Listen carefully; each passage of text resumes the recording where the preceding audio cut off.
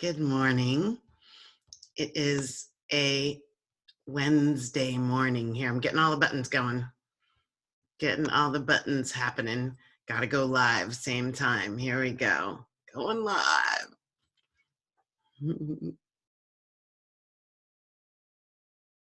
Hey there. Happy Hump Day. Good morning. Good morning. Good morning. How are you? Hi. Yes, I see you. Yay. Scratching my face. Let's start that all over again. Good morning, good morning, good morning. Happy Wednesday. It is, I'm back in the Hartley Center for Mindfulness and Self-Mastery. Sorry I missed you last week. My schedule just wouldn't work for me to do things live. I hope you enjoyed watching the Be Present segment of the Hump Day Happy Chat. I'm Valerie Shepard. I'm coming to you live from the Hartley Center for Mindfulness and Self-Mastery, and I welcome you to this morning's little happy chat. I talk about self-mastery, which is the way that I have found that lasting happiness can be yours. It certainly is the way that it is mine. So self-mastery is mastering you in your life so that you can exquisitely manage whatever your life brings your way. And if your life is anything like my life, you are having all kinds of experiences. Most of them, we would hope, are exactly what you want. And if not exactly, they exceed what you thought you wanted. And or they just fulfill you. They fill you up. They make you happy. There's something, here's my little yes sign. There's something that you can go, yes, yes, yes, yes, yes to. It's like, I got that. Yes, I want it. And there are often times or sometimes in our lives when the things aren't yeses. They're like, what on earth is this here for? And so self-mastery is the way that you bring the best of yourself into your life in those situations too. It's like, it's how you say yes when you're really wanting to say, what the, whiskey tango foxtrot, what is going on and where did this come from? And so I just want to welcome you, and from the bottom of my heart, deep gratitude for watching, for joining live, for watching the recording, for sharing. You're doing all those things really tickle me and delight me, and not from an ego place, but from it's nice to know when you're doing your dharma, like when you're doing what you believe you're called to do, that it's actually serving people. Hi, good morning. Thank you for joining. Type in something so I know who you are. So thank you doing this. I appreciate it. So today, I feel like we're in the midst of kookiness, right?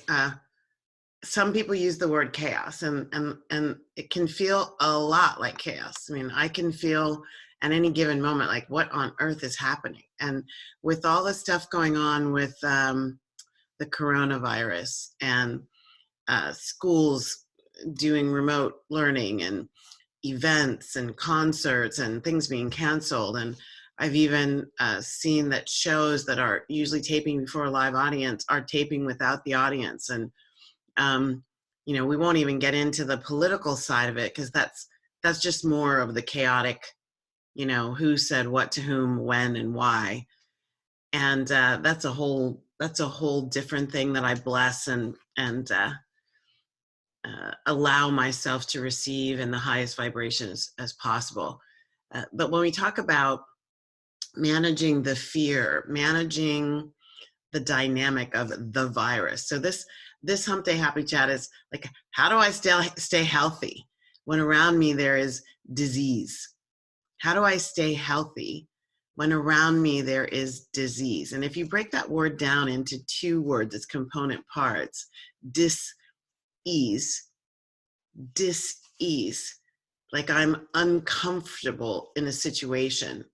It doesn't have to always mean disease, like the way we've come to explain it and express it and experience it in our third dimensional lives, right? Dis ease. I'm uncomfortable with the dynamics of my life, of the situation going on around me. And so we're in this situation that is a word is being used, pandemic. So, and you could look at a lot of things, frankly. Good morning. Thank you for joining. You could look at a lot of things as pandemics, right? They probably don't fit the scientific definition. So I'll say that right now. I'm not a medical doctor. It's not going to fit the scientific definition. But when you think about the pandemics of sadness, the pandemics of disenfranchisement, the pandemics of racism, the pandemics of the ways that we treat each other like we don't matter, like we don't exist, the pandemics of unlove.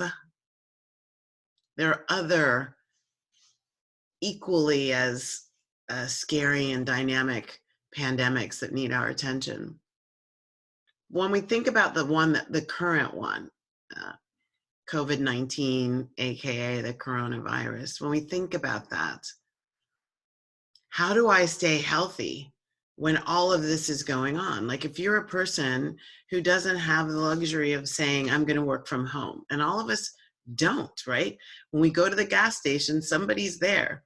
When we go to the grocery store, somebody's there. When we go to even the fast food place or to the post office or the library, there's somebody there serving us. So not everybody has the luxury of being able to just work remotely or study remotely. And to them, I send health and healing and big gratitude for their commitment to my service. And the dynamic that I really love about the approach that I offer to life, the approach that is at once harnessing and a part of the higher dimensions while living in this dimension. It's the both and equation that life is always offering us, right? The both and equation that life is always offering us. Like when we talk about the title of my book, which is behind me, Living Happy to Be Me, the M-E is capitalized, not because I'm talking about me, the human being, Valerie Shepard, or whatever name I might go by in this realm. It's me, magnificent essence. And the book is about this journey from mighty ego, the egoic self, and wanting it to be about that, and being of the higher vibration, the higher essential nature of us that is there at all times, waiting for us to tune in, turn on, tap in, right? It's that piece. That's what ME stands for. Oh, my phone just went off at the perfect time. It's like, check, yep, that's it. That's the magnificent essence of you. So how do you bring that into dynamic situations where there is dis-ease, where there is strife, where there's a pandemic of the not love, not compassion, not tolerance, not harmony, not helping, where there is something to be alarmed about? How do we stay healthy when there's a virus on this earth that is not serving us? And it's showing up in many different forms.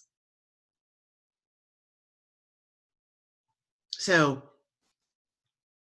the piece of it that I wanted to talk about today is very much in the physical realm. It's very much in the third dimension. It's very much about, I'm walking among, I don't know what. I'm walking among a situation that I know is potentially harmful to me. I'm going to continue doing that walk. I'm going to continue being in those spaces, right? That's what I'm committed to doing. That's what I'm here to do. I'm committed to doing that. So without being completely ridiculous, like not washing your hands, not following the guidance of the science and the scientists and the medical doctors, like without completely rejecting that, right? We definitely want to be doing the both and. So the washing of the hands, absolutely. The trying not to touch your face, but I'm kind of one of those people who, as soon as I say, don't touch my face, I touch my face. I'm probably touching my face when I say I shouldn't be touching my face, right? It's not the easiest thing for me to not do. But then what can I do in addition? So it's, how can I live at one dimension and bring the other dimension in here? Like, how can I be it? That's what the study of metaphysics is about. And metaphysical study has been going on for decades. It's not new. We've called this stuff new thought for a long time because it is relatively new to the 2000 years or even beyond that of different kinds of thought, the Hermetic principles and all kinds of different thoughts that are ages old. But metaphysical study is not that new. And so when you think about, oh, there it is again. Yes, indeed. Got that. Yep, checkbox. She's telling the truth. Truth talker here, truth talker. Turn up your listening. So metaphysics, it just talks about being beyond the physical. So it's basically that when I'm getting into the idea of metaphysical, like the metaphysical nature of physiological health. Where is that? The metaphysical nature of what I am seeing, right? Metaphysics is ultimately just that it's beyond the physical, that you are seeing and experiencing the physical while we live on earth, but knowing, trusting, believing, and acting as if I'm connected to a higher truth, a higher consciousness, a higher power. I call that truth, that higher consciousness, the principle of love, one principle of love that I also name God. That higher principle, I'm attached to that higher principle, and I flow, active usage, I flow that higher principle into my life consciously. I consciously make choices to flow that higher principle into my life. And so what does that mean when we're talking about a pandemic of the not highest principles?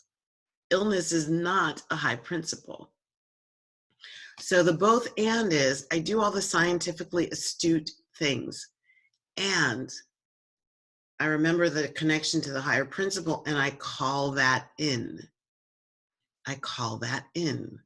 So the perfect outflowing expression of perfect health in my body actually starts with my consciousness, with my intellectual thoughts, and my beingness, which is a heart energy at the highest levels.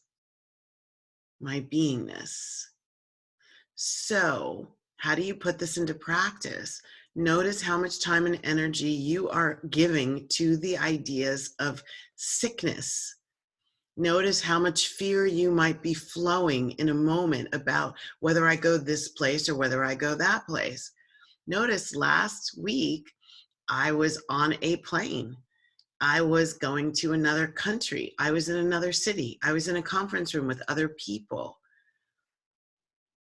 Was I aware and consciously connected to the idea that there is a disease in an environment that could be the one I'm in? Yes. And what was I doing? I was staying connected to the higher principle of me, which doesn't have anything but perfect health, while I'm washing my hands several times a day. And I use a protocol, interestingly enough, that I got on a Princess cruise ship. Go figure. Interesting, in December. And it was washing my hands with soap and water for 20 minutes and then putting on antibacterial. Antibacterial is funny because if it's a viral infection, antibacterial doesn't actually do anything about it. Now the phone's actually ringing. Thought we had turned this off. So we have to be careful about that. But the most important thing at what I'm saying is I'm doing both and. So I'm doing an out picturing of myself in perfect health. I'm seeing myself as totally protected, like putting up an iridescent wall of protection for me. For me, the color iridescent is like shiny objects in the inside of an oyster and what do you call that? mother of pearl. So I like iridescent, but you might like purple or pink or gold or whatever feels like it's fortification for you is perfect. So mine is an iridescent protection. I put that up metaphysically everywhere I go. I do that every day, whether there's a pandemic around or not, right? So I put up my shield. I remember what I am, divinity walking, God manifesting in this moment. There's only perfection in that aspect of me. And I trust and believe that. I renounce others' experiences as having to automatically be my own. I renounce others' experiences as automatically having to be my own. There's a way to walk in the midst of the fog, in the midst of the negative, in the midst of things, and not receive them as our own. You have to be a vibrational match to that which you are expecting to experience in order for you to expect to actually experience it. That's the metaphysical, quantum mechanics, quantum physics nature of the universe that you are a part of, always, already. So as you're dealing with, all about you is the chaos called COVID-19. All about you is the chaos of poverty or hunger. How do you rise above while you serve those who may need your help, who are still in the situation? You do the physical, both and. You do the physical. You might cancel a ticket.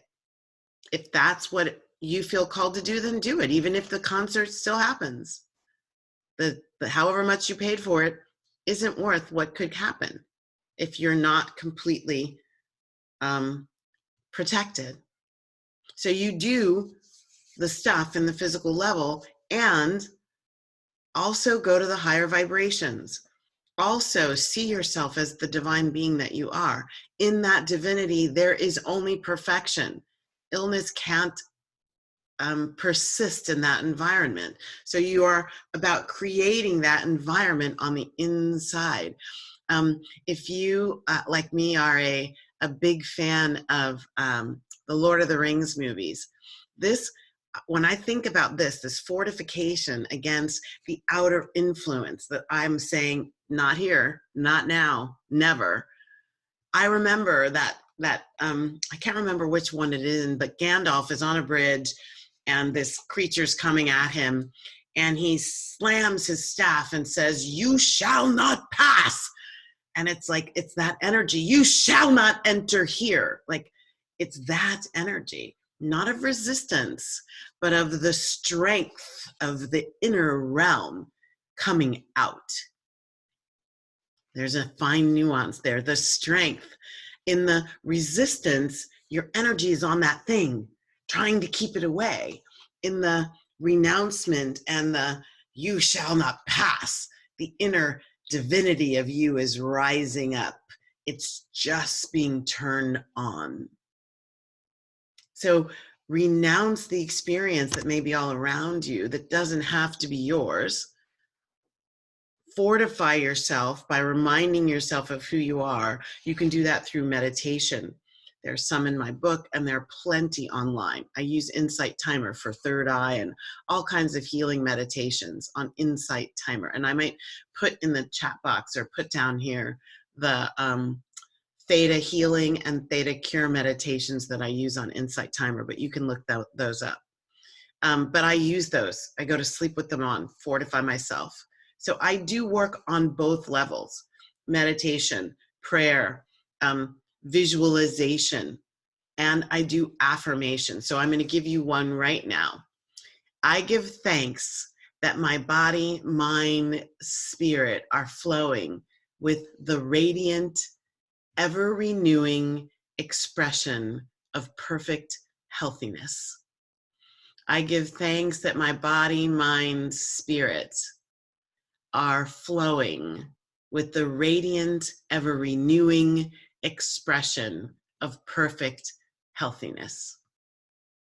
You might say that anytime that you're in public as a way of affirming the truth of who you are, as opposed to the less perfect, potentially more frail aspect of the human self alone.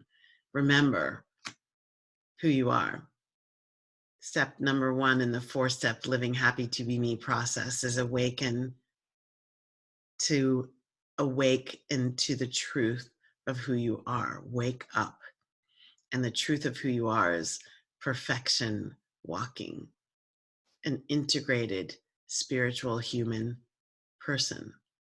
Call in that integrated spiritual aspect of you, not just when there's something you don't want that you want to fortify yourself against, but as a part of even creating that which you want. Align it with who and what you are at the highest vibration, the highest level. Thank you so much for being here. I appreciate you. Thank you so much. I'm going to close with the meta prayer. May all beings be peaceful. May all beings be happy. May all beings be safe. May all beings awaken to the light of their true nature, the integrated spiritual human person. And may all beings be free. That's the emotional freedom. May you be free from anything within you that is holding you back, keeping you down. I'm Valerie Shepard at the Hartley Center for Mindfulness and Self-Mastery. Thank you for joining me for this week's Hump Day Happy Chat. May you stay well and be happy. Be happy, my friends. Mwah. See you next week.